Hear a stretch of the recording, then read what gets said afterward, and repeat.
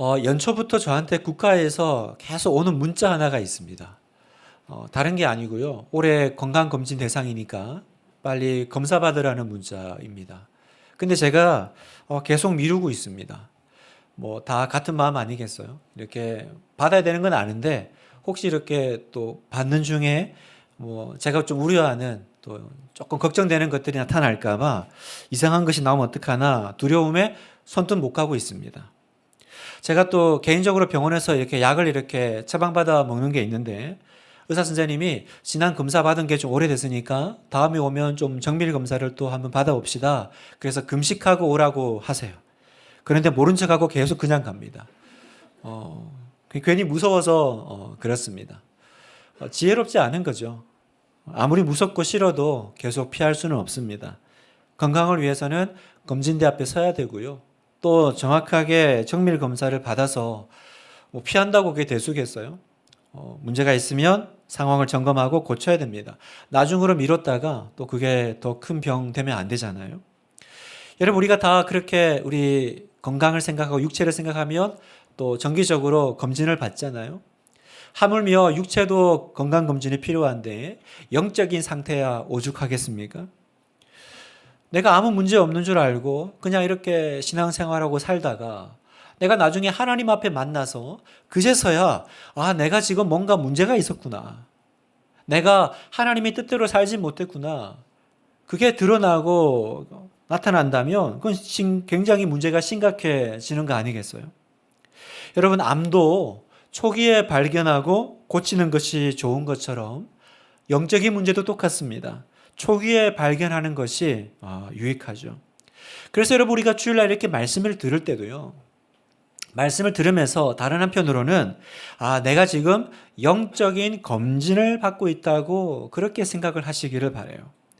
병원 가면 우리가 내 돈 내고 힘들게 그러나 여러 가지 건강검진 하잖아요. 그런 것처럼 예배 때도요. 좀 그런 마음과 자세를 가지고 나의 영적인 상태를 자세를 체크해 보십시오. 말씀 때로는 조금 듣는 것이 불편해도 피하지 말고 철저히 하나님 앞에서 내가 점검받는 게 필요해요. 듣기 싫다고 나 싫어 이렇게 피하다가 그게 나중에 더 큰 문제가 되면 안 되지 않습니까? 우리는 마태복음 5장을 통해서 하나님을 믿는 하나님의 백성의 삶은 어떤지 살펴봤습니다. 과연 예수 잘 믿는다라는 것이 뭔가? 예수님을 믿는다라는 것이 뭔가? 그건 내가 입술로뿐만 아니라 우리의 삶 가운데서도 그런 변화된 모습이 나타나야 된다라는 것을 우리는 배웠습니다. 그래서 예수님이 6가지 영역으로 나눠서 구체적으로 설명을 해주셨잖아요. 그 6가지가 뭐였습니까? 다 기억나실 거예요. 살인, 간음, 결혼, 또 언어 생활, 또 보복하는 거, 원수 사랑하는 거. 여러분은 어떠셨어요? 지난 6주 동안 이 말씀을 들으면서 여러분은 사실은 영적 점검표를 받으신 거예요. 그리고는 여러분이 결과가 나왔습니다. 여러분 어떤 결과가 나왔어요? 예수님이 마치 의사처럼 고개를 갸우뚱하시면서 너 건강한 줄 알았더니 사실은 좀 문제가 많구나. 그렇게 심각한 표정을 지금 여러분을 향해 짓고 계시지는 않나요? 분명히 내가 하나님을 살아 계신다고 믿습니다. 매주일 예배를 드려요. 하나님 말씀을 듣고 있습니다. 하나님은 나의 아버지시다고 기도도 하고 예수님을 나의 구세주요 내 안에 계신다고 믿습니다. 그렇게 신앙 고백도 하고 사도신경도 고백하지만 그러나 여러분 내 일상의 삶이 나의 삶이 내 신앙 고백을 지지하고 있나요? 내 삶이 나의 믿음을 증명하고 있습니까? 그렇지 않다면 굉장히 지금 우리가 심각한 문제에 빠져 있는 거죠. 지금 여러분이 알다시피 우리 교회 청소년부가 내일까지 수련회를 나가 있습니다.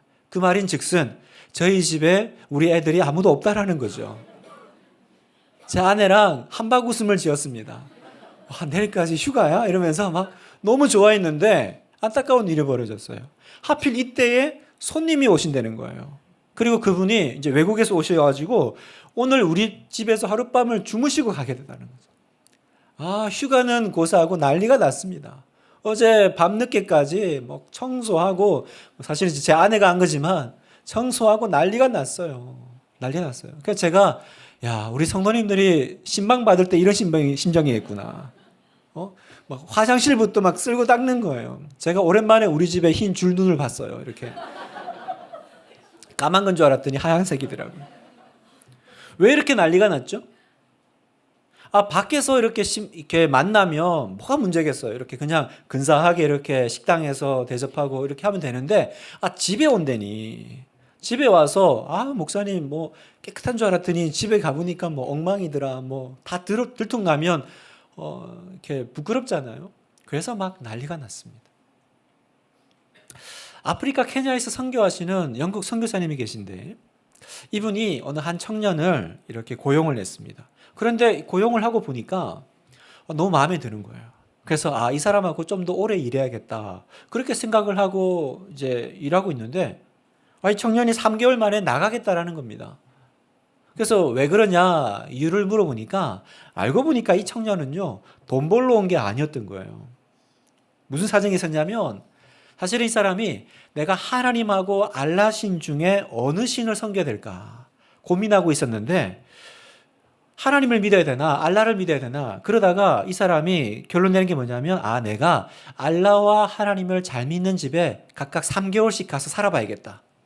살아보고 내가 결정해야겠다. 이렇게 생각했다라는 거예요. 그래서 선교사님 집에서 3개월을 잘 살고 이제 자기는 신앙 좋은 무슬림 집에 가서 3개월 일해보겠다고 나갔다라는 거예요. 선교사님이 그 말을 듣는데 정신이 혼미해졌습니다. 아니 나는 그냥 일꾼 데리고 그냥 고용해서 살고 있었던 거잖아요. 그런데 알고 보니까 이 청년은 뭐 하고 있었어요? 내가 어떻게 하나님 믿는 사람인지를 지켜보고 있었다는 거예요. 나 그동안 무슨 말 했지? 어떻게 행동했지? 내가 잘했나? 식은땀이 바짝 나더라는 겁니다. 여러분은 어떠세요? 만약 여러분이 이 선교사님처럼 누가 나도 하나님을 좀 알고 싶어. 그래서 여러분 집에 들어와서 3개월을 살면 그 사람은 하나님을 알게 될까요? 여러분이 살아가시는 모습, 일상의 삶의 모습, 밖에서의 모습 말고요. 여러분이 가정에서 하는 말을 보고 예수님을 믿고 싶은 마음이 생길까요? 나는 어떤 사람입니까? 사람들이 보든 보지 않든 나는 바른 신앙과 삶의 모습을 갖추고 있습니까?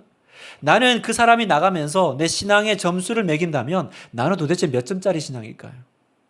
사람들 앞에서만 사실은 그럴듯하게 행동하는 것뿐이지 나는 겉과 속이 다른 위선적인 신앙인은 혹시 아닌가요?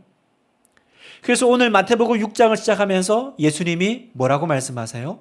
1절을 같이 한번 읽어보겠습니다. 시작.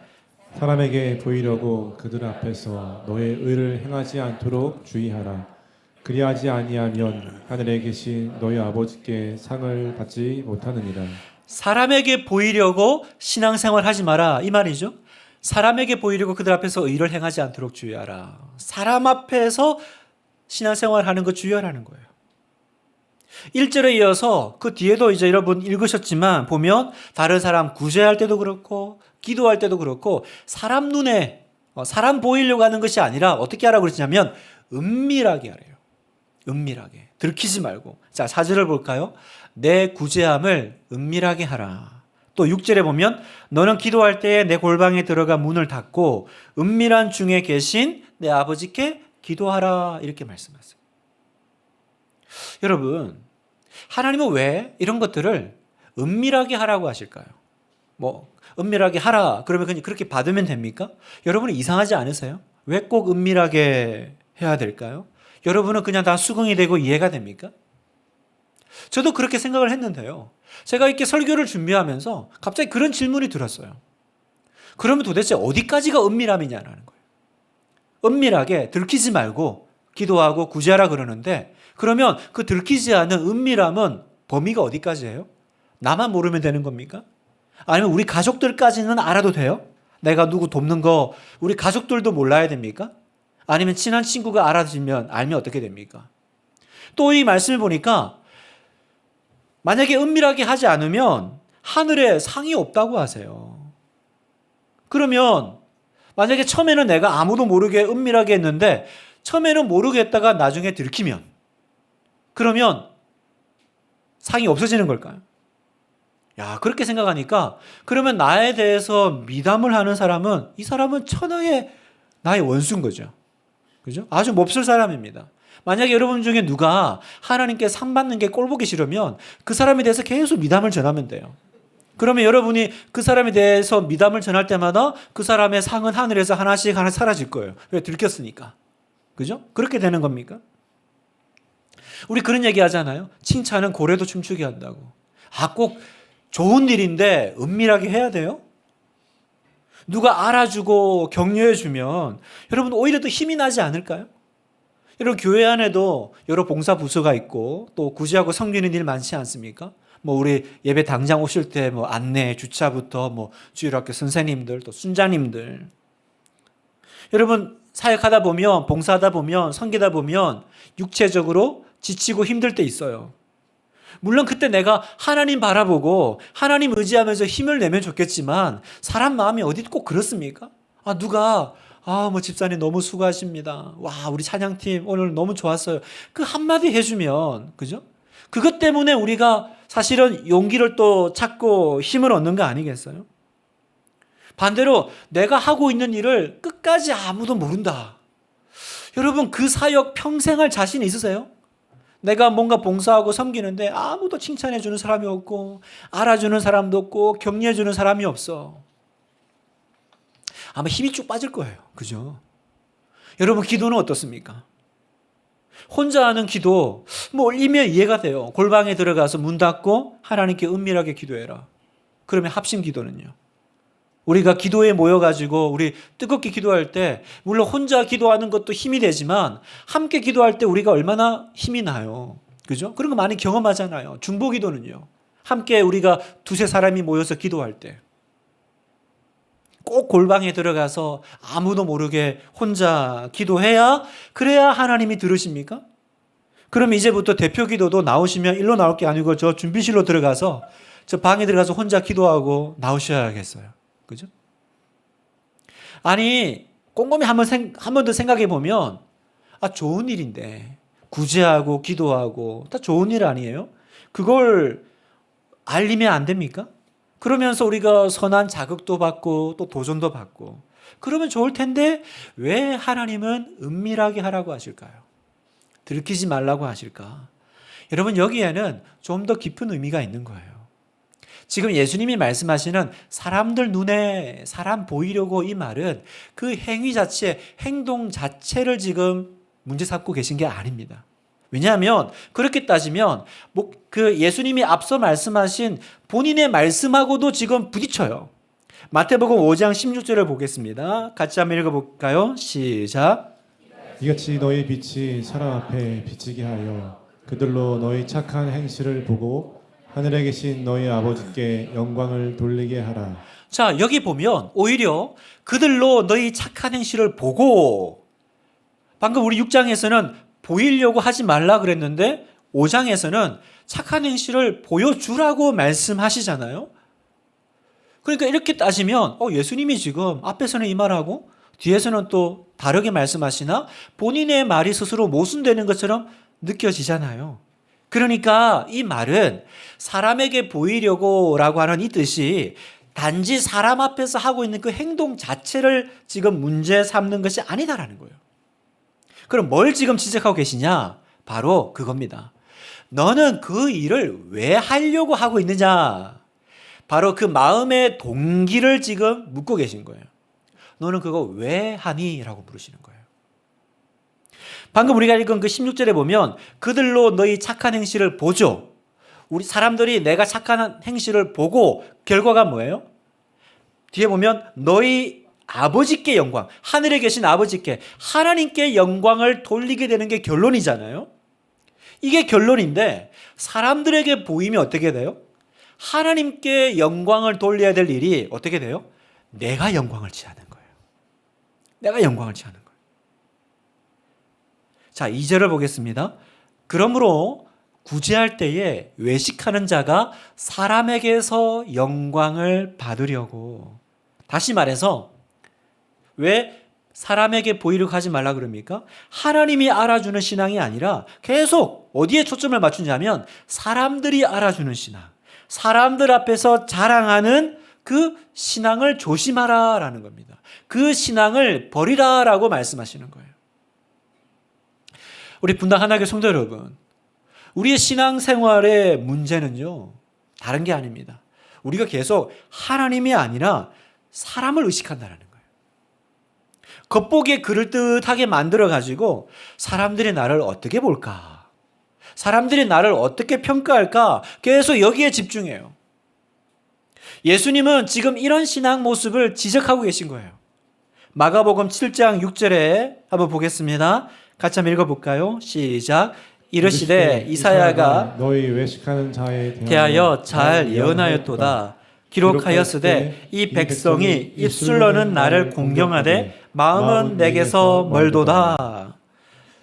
입술로는 나를 공경하였으되, 그러니까 뭡니까? 겉으로는 그럴듯하게 거룩하게 사는 것처럼 보이지만, 그래서 주일날 예배도 드리고 기도하자 그러면 기도도 하고 찬양도 하고 뭐 겉으로는 다 하는 것처럼 보이는데 사실은 그 마음은 그걸 왜 하냐? 왜 한다고 말하세요? 마음은 하나님께서 멀도다. 하나님으로부터 멀어지니까 뭘 위한 거예요? 사람들의 칭찬에 못 말라 있는 거예요. 사람들이 나를 어떻게 볼까? 사람들에게서 영광을 얻으려고 하는 신앙생활, 구제, 기도를 조심하라라고 말씀하십니다. 요한복음 5장 44절에도요. 너희가 서로 영광을 취하고 유일하신 하나님께로부터 오는 영광은 구하지 아니하니. 사람의 영광만 우리가 바라보고 하나님의 영광은 전혀 안중에 없는 신앙이 있다라는 겁니다. 성도 여러분, 이것이 우리 신앙생활 하는데 굉장히 심각한 유혹이에요. 여러분, 앞에도 얘기했지만 칭찬은 고래도 춤추게 하잖아요. 칭찬 그 자체가 뭐가 문제겠어요? 사람들이 알아주고 또 격려해주면 내가 이렇게 좀 힘이 빠졌다가도 그것 때문에 다시 힘을 얻죠. 칭찬하고 알아주는 게 문제가 아니라 문제는 뭐냐면 사람들이 알아주지 않으면 도무지 힘이 나지 않는 상태. 사람들이 보는 것, 사람밖에 안 보이는 것, 이게 우리의 유혹이요, 우리의 문제다라는 겁니다. 지금은 은퇴하신 그 김동호 목사님이 첫 담임 목회를 하셨던 교회가 이제 승동교회라고 해요. 이제 젊은 목사님이 첫 담임을 했으니까 얼마나 마음이 뜨겁겠습니까? 갔는데 그 승동교회가 150명 출석하는 교회였대요. 그래서 그 목사님이 가서 바로 하신 일이 뭐냐면 교인 배가 운동이었습니다. 연말까지 150 출석인데 300명 부흥시킨다. 그래서 막 목사님이 처음 와가지고 열심히 사역하고 밀어붙였습니다. 그리고 그 교인들도요, 그 오래된 교회가 젊은 목사님이 와가지고 영적으로 으쌰으쌰 하니까 너무너무 기뻐하고 좋아하는 거예요. 그래서 교회가 막 힘이 나기 시작했습니다. 막 불이 붙기 시작했습니다. 교회가 부흥하기 시작했어요. 그런데 어느 날 김동호 목사님이 새벽 기도를 하는데 마음에 하나님께서 딱 뭔가 부딪히는 생각을 주시더라는 거예요. 하나님이 이게 별로 기뻐하지 않으시는 마음을 주신다는 거예요.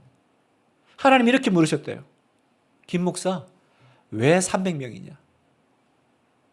왜 300명이냐라고 물으셨어요. 아니, 목사가 와서 교회를 부흥시키겠다고 하면 칭찬하실 줄 알았는데 하나님이 갑자기 왜 너는 300명 붙잡고 있냐? 물으시니까 처음에 되게 마음이 불편했대요. 그런데 묵상을 하면서 깨달아졌다라는 거예요. 하나님은 나한테 300명을 말씀하신 적이 없구나. 없던 거예요. 내가 언제 너 보고 교회 사이즈 키워달라고 그랬니? 하나님 그렇게 물으시더라는 거예요. 전도하는 거 너무 소중하고 고귀한 일이지. 그런데 너 정말 영혼을 구원하는 열정이 있어서 그랬냐? 아니면 교회 사이즈 키워가지고 허세 부리고 자랑하려고 그랬냐? 그때 목사님이 깨달았대요. 내가 소명을 가장한 야망에 속았던 거구나. 겉으로는 부흥, 하나님의 일 그랬는데 사실은 목사님이 와가지고 우리 교회가 너무 좋아졌어요. 역시 김동호 목사님. 목사님 부흥의 비결이 뭡니까? 그 밖으로는 하나님의 일, 부흥, 전도 이렇게 했지만 사실은 그 속에는 교묘한 나의 성공과 야망이 들어가 있다는 걸 하나님이 지적해내신 거예요. 그래서 그분이 그렇게 기도했대요. 하나님, 제가 다시는 숫자 가지고 목회하지 않겠습니다. 제가 다시는 숫자 가지고 목회하지 않겠습니다. 제가 김동호 목사님의 고백을 들으면서요, 제 안에도 걸리는 게 참 많았습니다. 그분의 그 말씀을 들으면서 저에게도 하나님이 주시는 음성들이 있었어요. 여러분은 어떠세요? 우리 안에는, 사랑하는 성도 여러분, 우리 안에는 하나님을 섬기는 일보다 자꾸 사람에게 보이려고 하는 것이 참 많지 않아요? 요한복음 12장 43절, 그들은 사람의 영광을 하나님의 영광보다 더 사랑하였더라. 수많은 구제와 봉사와 의로운 행동들을 하는데 그걸 하나님 앞이 아니라 사람 앞에서 의롭다 함을 받으려고 한다라는 것입니다. 여러분, 신앙생활에서 무엇보다 중요한 건 마음의 동기예요. 왜요? 하나님은 우리의 마음과 우리의 동기를 보시니까요. 사람은 외모를 보거니와 하나님은 중심을 보신다고 말씀하셨잖아요. 그러니 여러분, 어떤 일을 하셨습니까? 거기에 너무 의미 두지 마세요. 내가 한 일은 빨리 잊어버리세요. 오른손이 한 일은 왼손이 모르게, 그거 어떻게 모르게 할 수 있겠어요? 내 손인데. 그 말은 뭐냐면 나도 내가 한 걸 까먹으라는 거예요. 나도 내가 한 걸 까먹으라는 거예요. 자기 한 일을 정말 수첩에 적어놓고 기억하는 분들이 있어요. 내가 그때 너 도와줬잖아. 한 번이 아니었잖아. 수첩 보니까 한 번, 두 번, 세 번. 잊어버리라는 거예요. 은밀하게. 사람들 앞에서 생색내지 말고 오직 하나님 앞에서 드러나는 그런 아름다운 주의 종 되시기를 주님의 이름으로 축복합니다. 그렇게 살아가시기를 축복해요. 자, 이어서 예수님은 기도의 자세에 대해서도 우리에게 설명하십니다. 기도도 마찬가지로 사람 앞에서가 아니라 하나님 앞에서 하는 거다라는 거죠. 자, 5절을 같이 한번 읽어볼까요? 또 너희는 시작. 또 너희는 기도할 때 외식하는 자와 같이 하지 말라. 그들은 사람에게 보이려고 회당과 큰 거리 어귀에 서서 기도하기를 좋아하느니라. 내가 진실로 너희에게 이르노니 그들은 자기 상을 이미 받았느니라. 여러분, 기도도 보세요. 기도도 누구한테 하는 거라고요? 기도의 대상은 하나님이십니다. 그럼에도 불구하고 우리는 하나님보다 다른 사람을 의식할 때가 더 많죠. 예수님은 이걸 가리켜 위선이다라고 하십니다. 너희는 기도할 때에 외식하는 자와 같이 되지 말라. 하나님 앞에 대화하는, 하나님 앞에 나아가는 가장 숭고하고 거룩한 것인데 우리는 그것마저도 외식적인 걸로 바꾼다는 거예요. 그것마저도 사람 눈치 보면서 한다는 거죠. 그래서 오늘 성경에 보면, 본문에 보면 이런 위선적인 기도를 하는 두 그룹의 사람을 우리에게 말씀합니다. 그 두 그룹이 누구냐? 첫 번째는 외식하는 바리새인들의 기도고, 두 번째는 우상을 섬기는 이방인들의 기도예요. 자, 첫 번째 바리새인의 기도를 한번 봅시다. 여러분, 이 바리새인들은 어떤 사람들이에요? 어떻게 기도해요? 이 사람들은 일단 기도하는 걸 무지하게 좋아하는 사람들입니다. 얼마나 좋아하냐? 하루에 꼭 3번을 정해놓고 9시, 12시, 오후 3시 정해놓고 기도하는 거예요. 그런데 이 사람들이 이렇게 열심히 기도를 좋아하는데 하나님을 사랑해서 하는 기도일까요? 하나님을 향한 열심 때문에 그렇게 기도하는 것이었을까? 그렇지 않았다라는 거예요. 이 사람들은 왜 이렇게 열심히 기도했냐? 하나님이 초점이 아니고 그냥 그렇게 기도하는 나 자신이 너무 대견한 거예요.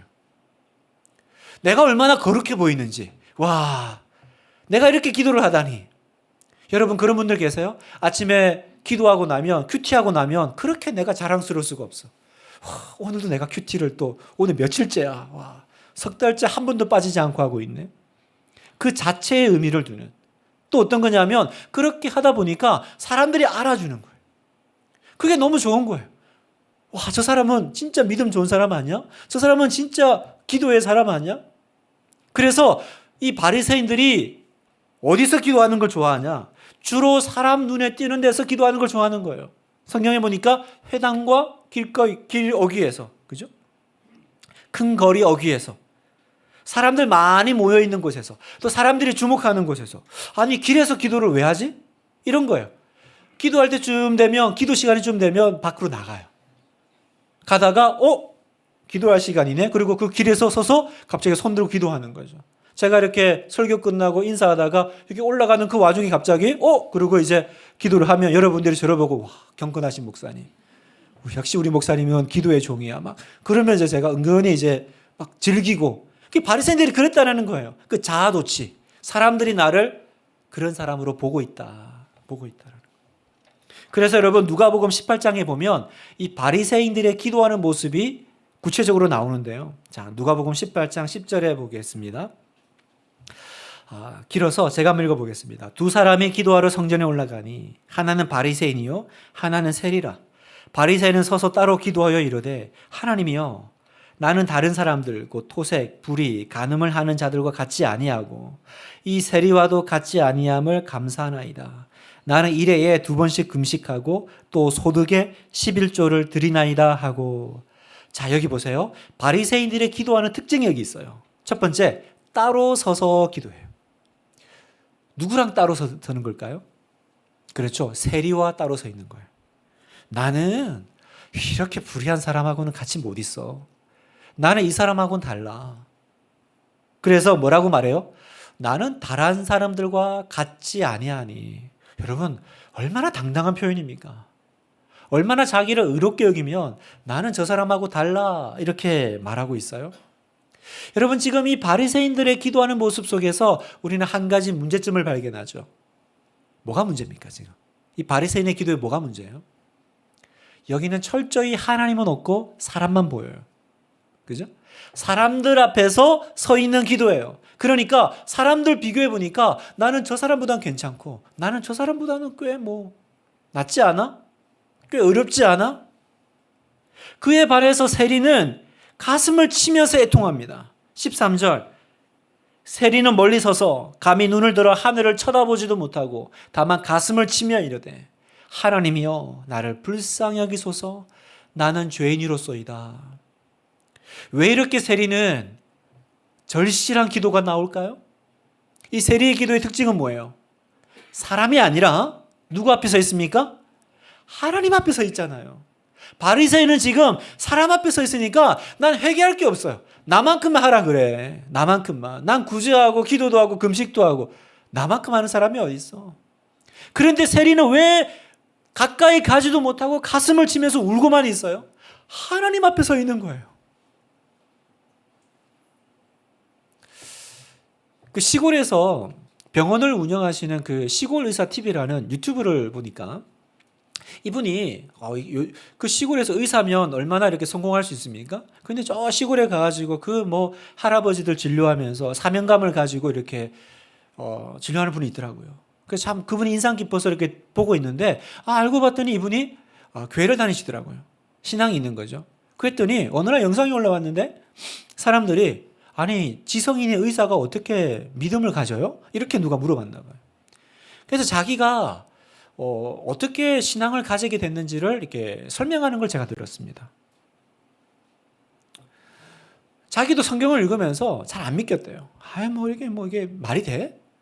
기적 이런 것들 말이 돼? 그래서 20대 때부터 사실 어릴 때부터 교회를 다녔는데요. 자기는 스스로를 꽤 괜찮은 지성인으로 알고 다녔다라는 거예요. 그리고 성경은 왜 인간을 이렇게 죄인이라고 부르나? 그게 참 이해가 안 됐답니다. 둘러보니까 나만큼만 하라 그래. 나는 꽤 괜찮지 않아? 이 정도만 하면 뭐가 문제야? 근데 왜 성경은 계속 사람을 죄인 취급하고 막 그러냐? 그러고 있는데 어느 날 그 의사 선배가 자기를 이제 부흥회, 작은 교회에서 하는 부흥회를 이제 초대를 한 거예요. 그래서 이제 동아리 선배니까 차마 거절하지 못하고 따라간 거예요. 갔는데 거기서 하나님 만난 거예요. 그러니까 지금 우리 청소년부 지금 나가서 수련하고 있잖아요. 여러분 이게 너무 중요한 거예요. 한 번의 만남이 중요한 거예요. 이분도 거기서 하나님 만났는데 이분 표현이 갑자기 내가 너무 악한 죄인임을 깨달았다라는 거예요. 그러니까 어떻게 그렇게 됐냐? 이분 말씀이 그래요. 우리끼리 있으면 자기도 키가 한 180 된대요. 나는 작은 키는 아니잖아. 꽤 이 정도 키면 준수한 편이지. 오히려 여기 사이에 있으면 난 꽤 크다라고 생각하고 살 텐데 갑자기 그 자리에 서장훈 씨가 들어온다고 생각해 보세요. 그러면 거기서 내가 크냐 안 크냐가 아니라 무슨 생각이 들어요? 아, 난 난장이구나. 난 난장이구나. 그런 생각이 들지 않겠어요? 딱 그런 느낌이 드라는 거예요. 자기가 이렇게 말씀을 듣고 있는데 갑자기 너무나도 어미하시고 거룩하신 한 분이 쑥 들어오더라는 느낌이 드는 거예요. 그들이 자기 옆에 딱 앉는데 그 너무 거룩하신 분이 딱 오는 순간 거기서 내가 아, 하나님 제가 이런 잘못을 했고 이게 아니라 그냥 난 죄인이구나. 너무 거룩하신 분이 딱 들어오니까 그냥 나는 죄덩어리구나. 갑자기 회개기도가 터진 거예요. 내가 너무 악한 죄인임을 깨달은 거죠. 그래가지고 아무도 거기서 회개하는 사람이 없는데 혼자서 통곡을 하고 회개를 하니까 초대했던 선배가 놀래가지고 얘 왜 이러나. 여러분 신앙생활은 여러분 기도는 하나님 앞에서 하는 거예요. 하나님 앞에서 하는 겁니다. 6절 너는 기도할 때에 내 골방에 들어가 문을 닫고 은밀한 중에 계신 내 아버지께 기도하라. 은밀한 중에 보시는 내 아버지께서 갚으시리라. 사랑하는 성도 여러분, 신앙은요 홀로 하나님 앞에 서시는 거예요. 여러분 오늘 이렇게 예배 드리러 와서 옆 사람 너무 의식하지 마세요. 저 사람이 내 찬송 들으면 어떡하지? 내 기도 들으면 어떡하지? 그런 거 의식하지 말고 온전히 하나님 앞에 단독자로 서시기를 축복합니다. 그때 여러분 예배의 문이 열리는 거예요. 그때 기도가 열릴 거예요, 여러분. 하나님 앞에 서 있는 거예요. 그 순간 그 거룩하신 하나님이 여러분 옆자리에 와서 딱 앉아 오시는 저는 그 순간을 정말 기도합니다. 그리고 또 하나 지적하시는 게 중언부언하는 이방인들의 기도죠. 자, 7절 또 기도할 때에 이방인들과 같이 중언부언하지 말라. 그들은 말을 많이 하여야 들으실 줄 생각하느니라. 자, 중언부언이 뭡니까? 같은 말 또 하고 이런 거잖아요. 이건 우리가 그냥 계속 똑같은 말을 하는 그 기도를 뭐라고 하시는 게 아니에요. 그 당시에 근동 지방에는요 좀 독특한 주술 풍습이 있었다고 해요. 그 뭐냐면 한 문장을 택해가지고 그걸 기진맥진할 때까지 계속 기도하는 거예요. 그렇게 하면 그 기도가 신에게 도달한다고 믿는 주술적인 풍습이 있었다는 거죠. 오늘날 같으면 계속 연불 외우고 주문을 외치고 또 뭐 삼천배 드리고 뭐 탑돌이 하고 그렇게 해서 내 마음에 내 정성이 이렇게 신에게 도달하게 하는 거 뭐 그런 비슷한 거 아니겠어요? 여러분 생각해 보세요. 왜 사람들이 중언부언하는 기도를 할까요? 왜냐하면 내가 기도하는 그 대상과 인격적인 관계가 없기 때문이에요. 여러분 다른 기독교 밖에 기도하는 것들 보세요. 주문 외우는 거 보세요. 무당들 하는 거 보세요. 거기에 인격적인 교류가 있나요? 그런 거 없어요. 그냥 주문 외우고 그냥 내가 똑같은 말 계속 반복하고 그래서 뭐예요? 내가 원하는 것만 주쇼 이거죠. 여러분 다른 종교에서 기도하는 그 대상이 내 삶에 간섭하고 내 삶을 바르게 살아라 착하게 살아라 인도하고 뭔가 내 삶을 이렇게 들어오는 거 그런 거 보셨어요? 싫어요. 아 그냥 내가 원하는 것만 주시오. 내가 기도할 테니 뭐 그게 뭐 돈을 주는 거든 뭐 예배를 드리는 거든 기도하는 거든 탑을 도는 거든 내가 줄 테니 당신은 나에게 원하는 것만 주시오. 그러니까 그 기도 어떤 기도가 돼요? 비인격적인 기도가 될 수밖에 없죠. 근데 하나님 우리에게 뭐라고 말씀하세요? 너희는 그렇게 하지 마. 왜? 너희가 기도하는 그분은 그냥 너희가 모르는 어떤 대상이 아니라 아버지셔. 자, 8절 읽겠습니다. 시작. 그러므로 그들을 본받지 말라. 구하기 전에 너희에게 있어야 할 것을 하나님 너희 아버지께서 아시느니라. 그러므로 그들을 본받지 말라. 그렇게 기도하지 마. 왜요? 하나님 너희 아버지께서 너희에게 뭐가 필요한지 아셔. 여기서 보세요. 하나님이 아신다 이렇게 하지 않고 하나님 아버지께서 아신다. 그 말은 뭐예요? 그리스도인들은 하나님을 아버지로 그러니까 인격적인 관계 속에서 아는 사람들이라는 거예요. 여러분 하나님을 아버지로 우리는 하나님의 자녀라는 거예요. 여러분 자녀가 아버지하고 중언부언하면서 대화합니까? 우리 큰아이가 저한테 와가지고 아버지 있잖아요 주세요 100번 합니까? 그만해 미칠 것 같아. 지금 너 연불 왜요? 난 너 아빠야. 우리 대화를 하자 이야기를 하자 그러지 않겠어요? 많은 분들이 어떻게 하면 기도를 잘할 수 있습니까 목사님? 왜냐하면 기도가 너무 부담스러운 거예요. 다락방에서 순자님이 대표 기도 시키면 뭐 눈앞이 까매지잖아요. 하얘지나요? 하여튼 뭐 까매지든 하얘지든 대표 기도 우리 집사님들 하시는데 대표 기도 순서가 딱 나오면 그때부터 몇 주간 잠이 안 온다고 그러시더라고요. 여러분, 기도가 왜 이렇게 어렵죠? 왜 이렇게 부담됩니까? 왜냐하면 기도를 할 때 계속 하나님이 아니라 사람을 의식하기 때문에 그래요. 사람들이 내 기도를 듣고 뭐라고 평가할까? 그래도 내 기도 듣고 집사님 은혜 받았습니다, 이런 말은 내가 들어야 될 텐데 그러다 보니까 말이 꼬여요. 평소 사용하지 않은 단어와 표현들을 생각에 내려니까 버거워 죽겠습니다. 저는 요즘 우리 주일 예배 때 대표 기도를 들으면 그렇게 은혜가 돼요. 뭐 멋진 단어 표현 쓰지 않으세요. 그런데 왜 이렇게 감동이 되지? 제가 곰곰이 생각을 해봤더니 이건 자녀들의 기도더라고요. 그분들이 하나님 앞에 서 있는 게 느껴져요. 멀리 내가 모르는 어떤 그냥 신적인 대상한테 어디서 이렇게 좋은 문장, 이렇게 기도문 뽑아와가지고 그거 짜집기 해가지고 올려드리는 것이 아니라 내가 이렇게 마치 아이같이 떠듬떠듬 뭐 고상하고 대단한 표현 쓰지 않아도요, 내가 잘 아는 아버지께 올려드리는 자녀의 기도니까 우리가 감동이 되는 거예요. 여러분, 그렇지 않던가요? 여러분, 어떤 기도가 감동받으세요? 와서 청산유수같이 막 그 기도가 감동되던가요? 아니면 한마디 한마디 그렇게 올려드리는 그 자녀의 기도가 감동이던가요? 사랑하는 여러분, 화려하지 않아도요, 은밀한 그 아버지를 아는 은밀한 자녀의 기도가 위대한 기도라는 걸 믿으시길 축복합니다. 말씀을 마무리하면서 다시 우리가 이 서두의 질문으로 돌아와서요, 나는 정말로 바른 신앙과 바른 믿음의 모습을 갖춘 사람 맞습니까? 나는 몇 점짜리 신앙입니까? 나는 혹시 사람들에게 보이기 위한 신앙생활을 하고 있지 않습니까? 나와 함께 있는 사람들은 나를 통해서 그 아프리카에서 선교하는 그 선교사님의 그 이야기처럼 나와 한 석 달 살면 예수님 믿고 싶을까요? 하나님 알고 싶을까요? 부산지방법원에 부장판사로 계시는 김신 장로님이라는 분이 계세요. 이분이 소아마비 장애인이었는데 판사가 되고 또 교회 장로님이 되셨어요. 이분이 이제 간증이 참 은혜로웠는데 이분 말씀 들어보니까 자기가 예수님을 믿은 게 대학 3학년 때래요. 그런데 너무 늦게 믿은 것이 참 아쉽고 후회가 된다는 거예요. 왜 이렇게 늦게 믿었을까?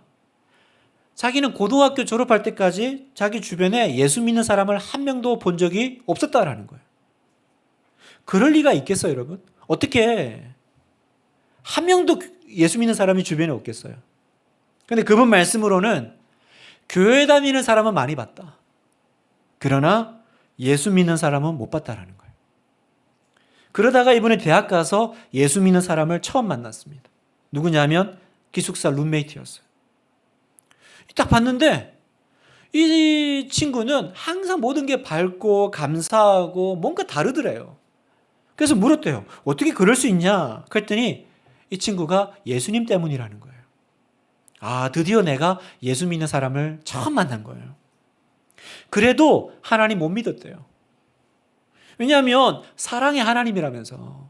그런데 그 사랑의 하나님이 내가 무슨 죄가 있다고 장애인이 되게 하시고 또 힘들고 어려운 학창 생활을 보내게 하셨냐, 원망이 되어서 안 믿어지더래요.